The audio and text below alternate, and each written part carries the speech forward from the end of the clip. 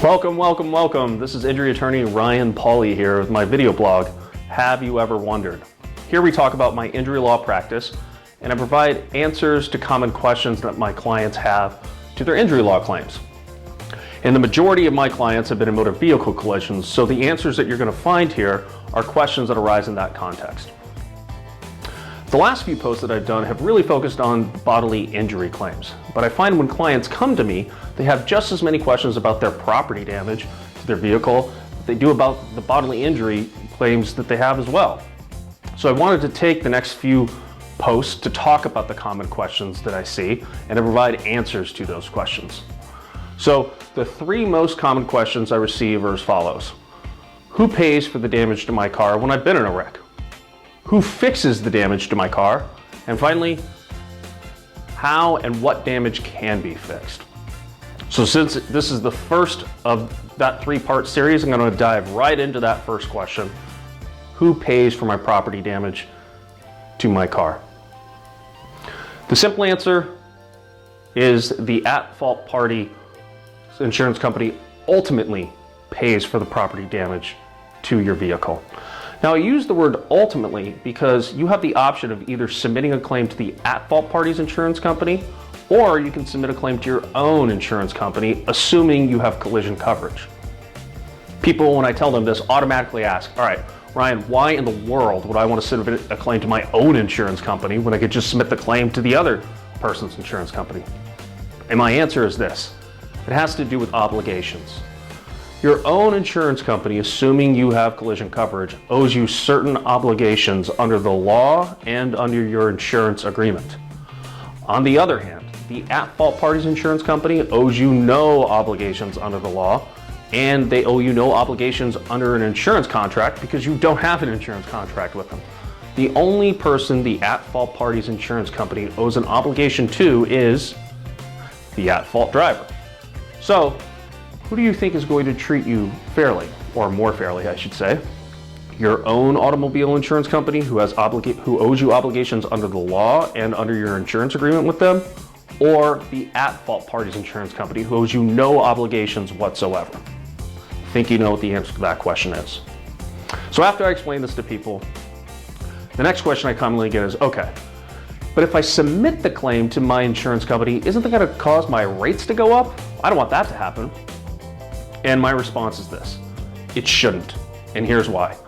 Insurance companies are highly regulated companies, and they can only increase your rate if you're perceived to be more of a risk. So if you've been in a collision through no fault of your own, and you submit a claim to the insurance company, they can't just simply increase your rates because you're submitting a claim. The only way they could do that is you're perceived to be more of a risk. And if you didn't do anything to cause the collision, you're not perceived to be more of a risk. I always tell people this, hey look, if you submit a claim, you weren't at fault, and then your insurance company calls you and says, look, we're increasing your rates because you submitted a claim and we don't care if you're at fault or not, I tell them, give me a call and I'll contact the insurance commissioner for free and I'll report them for increasing your rates for no reason other than you filing a claim. To date, nobody has taken me up on that, and I can only assume that's because it hasn't happened.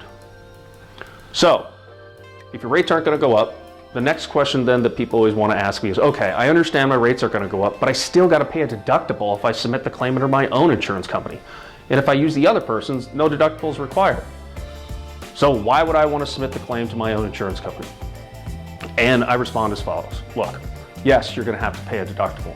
However, as soon as your insurance company finishes fixing your car, the absolute first thing they're going to do is contact the at-fault party's insurance company and say, hey, look, my customer didn't cause this crash, but I got stuck paying the bill.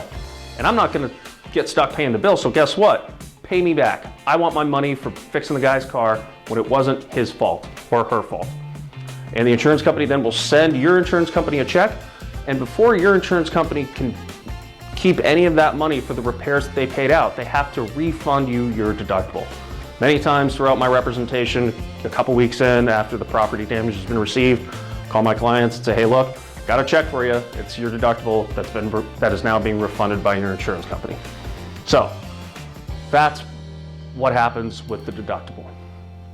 I hope now, after going through these three questions, you understand why I said at the beginning that the at-fault parties ultimately pays for the damage to your vehicle. And it's the at-fault party's insurance company, because they can either, one, pay right away if you submit a claim to them. However, the preferred, and I think the better way to handle the property damage claim, is to submit a claim to your own insurance company, that is assuming you have collision coverage, and then the at-fault party's insurance company will be reimbursed will reimburse your insurance company, that will then refund you your deductible. One more quick point that I want to throw in here. A lot of times people will ask me, Ryan, how do you get paid when you help me manage my property damage claim? Is it the same as the bodily injury claim? My answer is no, it's not. And rarely, if ever, do I ever get paid for helping somebody with a property damage claim. These 3 or 4 things that I've told you about, I advise to all of my clients, and I help them get it submitted. And if something should come up, then usually it takes a quick letter or two to whatever insurance company is paying for the bill, and that clears things up. So having me help you with the insurance, the property damage claim, that's just another advantage you get for hiring me and keeping me in your corner when helping you manage your bodily injury claim and, of course, the property damage claim. So I hope that information has been helpful in answering the questions you have about who pays for my property damage to my vehicle when I'm in a collision through no fault of my own.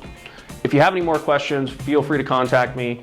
My contact information is going to be located at the end of this blog post. And if you have a YouTube account, please subscribe to my YouTube channel. I have great content that comes out about my practice and a lot of answers to questions that commonly come up in the injury law context. So thank you very much for listening, and remember, stay healthy, stay safe.